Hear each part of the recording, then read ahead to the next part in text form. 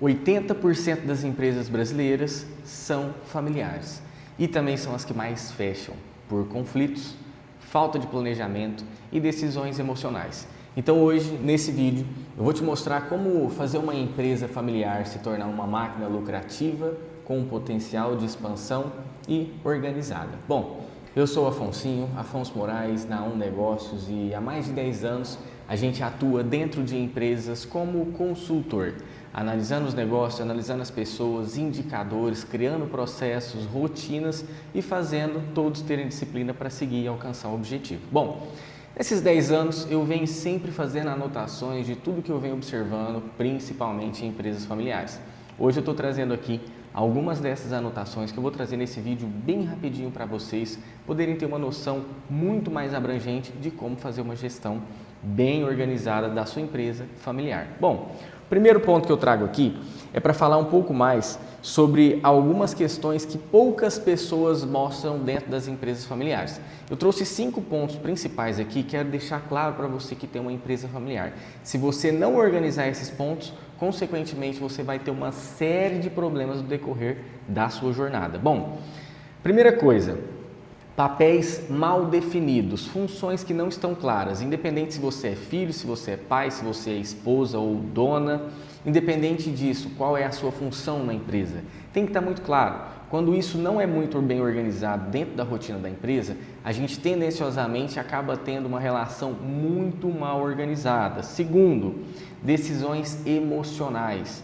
Empresa familiar acaba cedendo pela emoção muito mais do que pela razão. Se você já passou por uma situação dessa, você vai entender um pouco mais. Então, você precisa ter plano, porque isso também faz você quebrar. Terceiro ponto, favoritismo.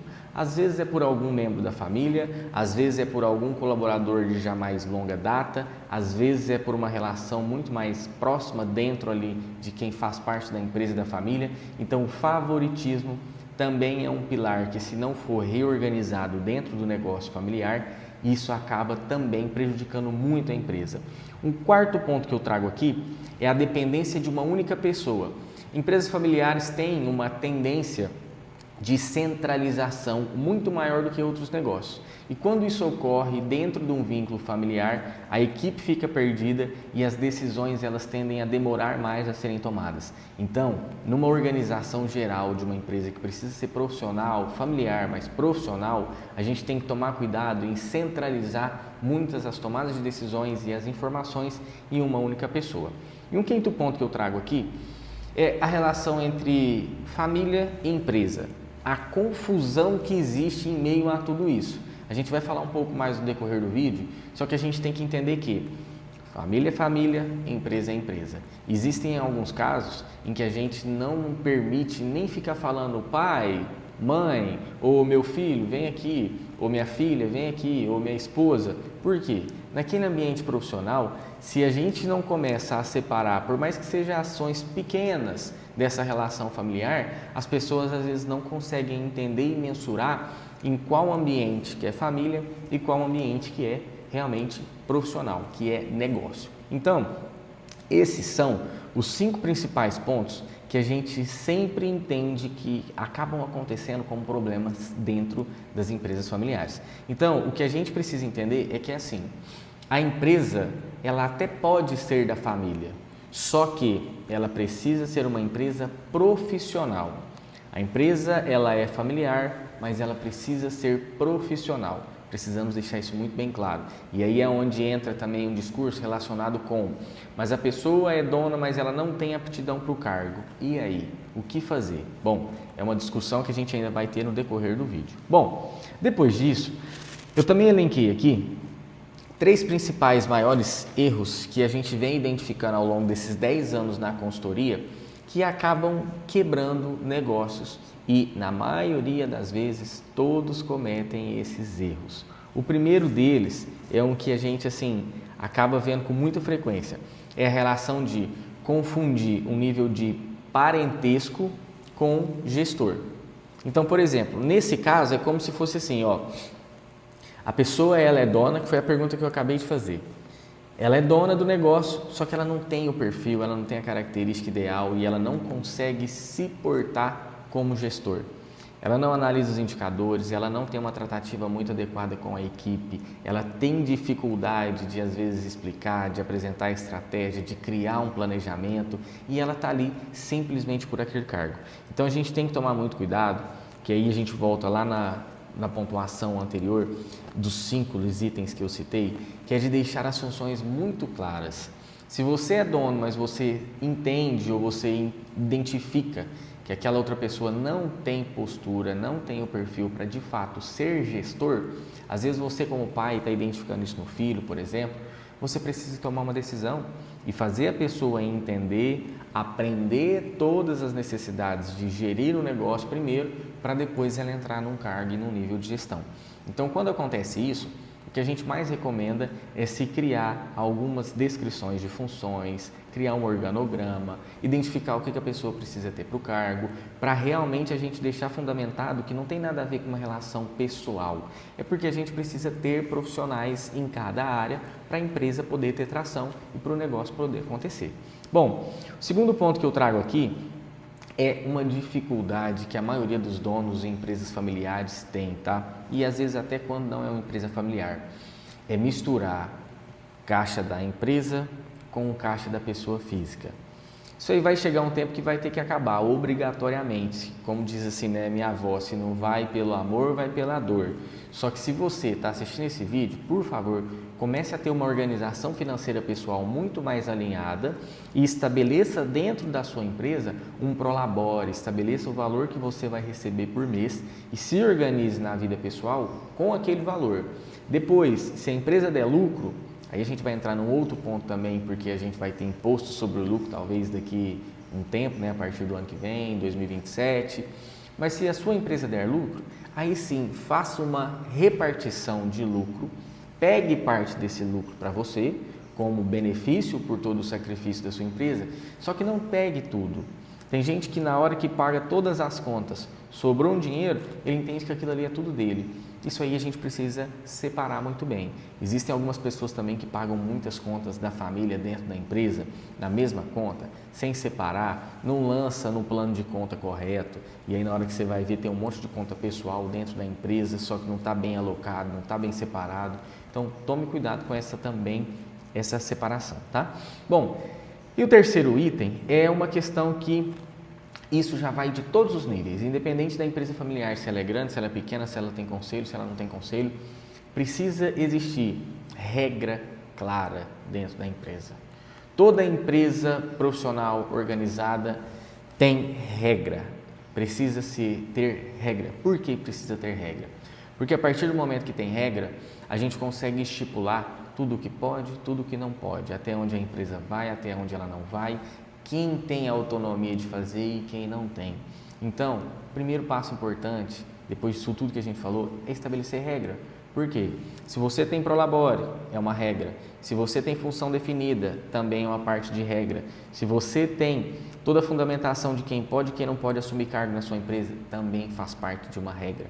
Então, ter regra, processos definidos, organização e planejamento é fundamental para você não passar dificuldade. Pode parecer todas as questões bonitinhas que a gente está falando aqui, né?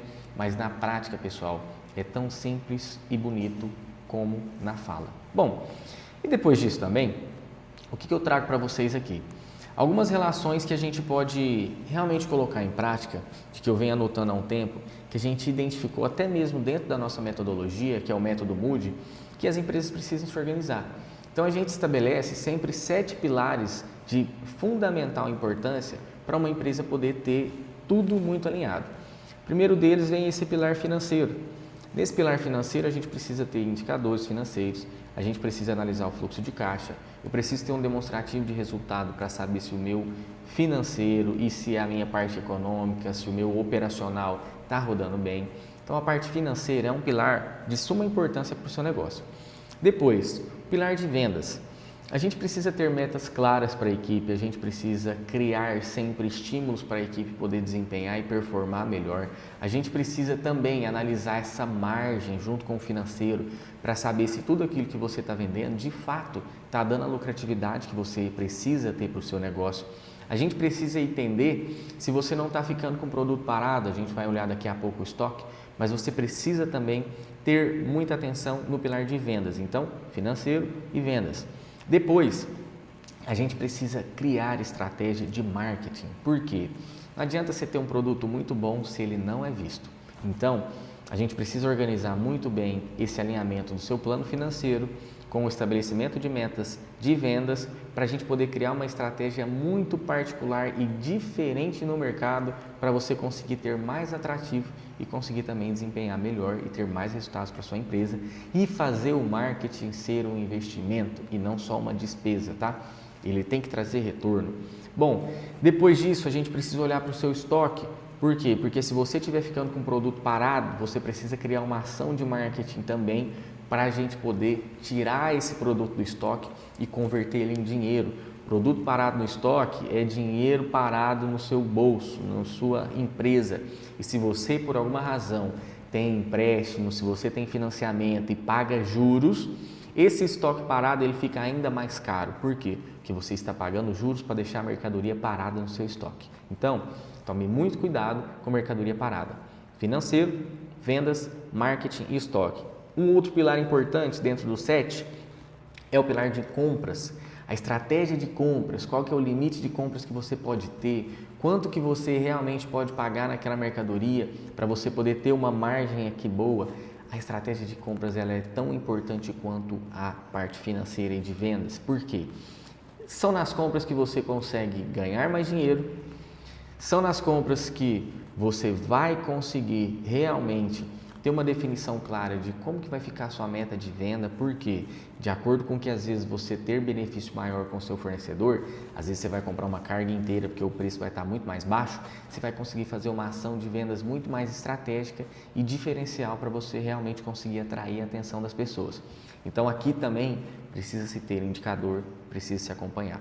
Depois, o sétimo, dentro dos 7 pilares, o 6º pilar é o pilar que a gente fala da relação de mentalidade, comunicação.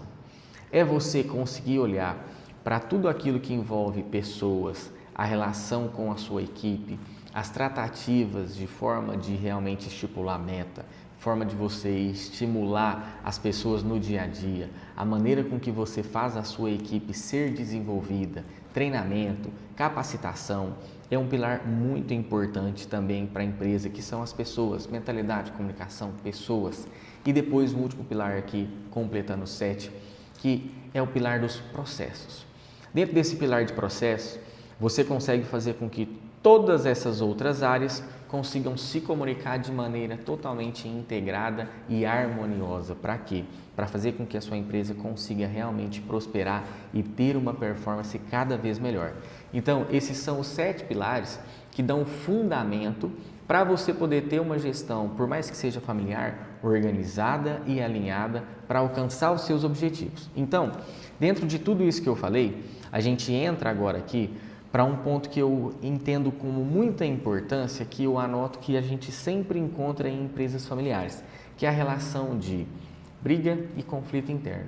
Como evitar brigas e conflitos internos? Bom, isso aqui é uma discussão que a gente sempre fala e aborda quando a gente vai fazer reuniões com empresas familiares, porque acontece muito de a gente ter empresas que por questões pessoais acabam se desgastando, as pessoas acabam não tendo uma comunicação muito afetiva e profissional e, consequentemente, a gente tem perdas ali dentro daquele processo. Bom, um ponto importante é aquilo que a gente falou sobre ter processos e regras. Quando eu tenho processo e regra, a relação emocional ela fica em segundo plano. Por quê? Porque o que importa para mim é poder fazer com que a empresa siga tudo aquilo que foi estabelecido para ela chegar onde precisa. Está fora da regra? Então espera que a gente não vai tomar uma decisão sem pensar. Vamos pensar melhor para de fato entender se vai ser uma decisão assertiva. Então, isso é um pilar e é uma regra de ouro, tá? Resolver esses conflitos tendo processos e não se apegando a questões emocionais. Depois, uma relação também de ter uma comunicação estruturada, estabelecer regime ali até de reuniões estratégicas semanais, de você ter um conselho familiar quando a empresa é maior. Por que isso aqui é importante? Porque se você tem processo, se você tem uma comunicação assertiva, se você tem regras já bem instauradas na sua empresa, e se regras de reuniões, E se você tem, talvez, se precisar, um conselho administrativo estruturado, você vai ter os momentos certos para poder falar sobre os determinados assuntos que forem necessários. Então, se eu preciso falar de financeiro, eu tenho a reunião do financeiro. Se eu preciso falar sobre decisões estratégicas, eu tenho a reunião estratégica da diretoria, dos donos. Se eu preciso falar de reunião de vendas, eu vou ter a reunião de vendas. Criar toda essa configuração na arquitetura da sua empresa faz com que você possa ter um desempenho melhor e maior e faz também com que a sua equipe e a relação da família dentro do negócio fique tudo muito mais claro, certo? Bom, e aí a gente entra num ponto para entender que se tudo isso que eu falei até aqui fez ou não fez sentido, você precisa parar para refletir e às vezes até voltar e assistir o vídeo novamente. Só que existem algumas situações em que só quem está dentro da empresa não vai conseguir resolver o problema. Eu já participei de muitos conselhos, já participei de muitas empresas familiares, sociedades em que somente quem estava ali não conseguia resolver todos os conflitos. Então aí foi preciso trazer alguém de fora, trazer uma consultoria. Então você precisa analisar muito bem qual é o melhor momento para você trazer uma consultoria para poder fazer parte da sua empresa e ajudar você a desenvolver mais. Consultoria para mim é muito semelhante também a um tratamento terapêutico, ou às vezes com uma psicóloga, em que, às vezes naquele mesmo espaço de tempo, você conseguiu sair do 0 e ir até o 10. Só que se você tivesse algum tipo de acompanhamento, naquele mesmo intervalo de tempo, você poderia ter saído do 0 e ter ido talvez até o 15, até o 12, até o 20, ou seja, evoluído mais em menos tempo.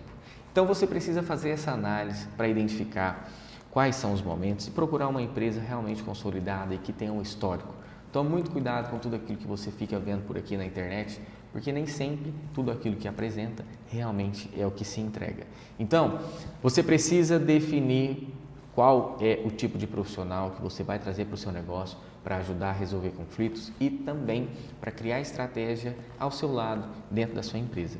E um ponto importante para a gente poder entender aqui e para a gente poder fechar também esse vídeo é que é o seguinte: a gente precisa realmente deixar muito claro, separado, uma frase que eu anotei há um tempo, que é assim: uma empresa familiar, ela é bem diferente de uma multinacional. Só que numa empresa familiar não existe tão arraigadamente, tão próximo, não existe algo tão realmente afetivo como numa empresa familiar, o quê? Cultura, relacionamento e foco no objetivo. Nem sempre a gente vai conseguir enxergar isso aqui em empresas que sejam às vezes multinacionais ou empresas muito grandes. Por quê? Porque quando você está fazendo para você e para a sua família, o foco é maior, a fé tem que ser maior. E se você ainda não está tendo isso realmente integrado na existência da sua empresa, você precisa repensar o seu negócio. Mas, se precisar de ajuda, pode contar com a Um Negócio. Muito obrigado por ter ficado até aqui nesse vídeo e eu espero que você possa nos acompanhar também nas redes sociais, a Um Negócios, Método Mude, Afonsinho Moraes. E se você quiser também, curte aqui esse vídeo, compartilhe com mais empresas familiares, com mais pessoas e fique no nosso canal que toda terça e sexta nós temos vídeos aqui para todos vocês. Um abraço e até o próximo.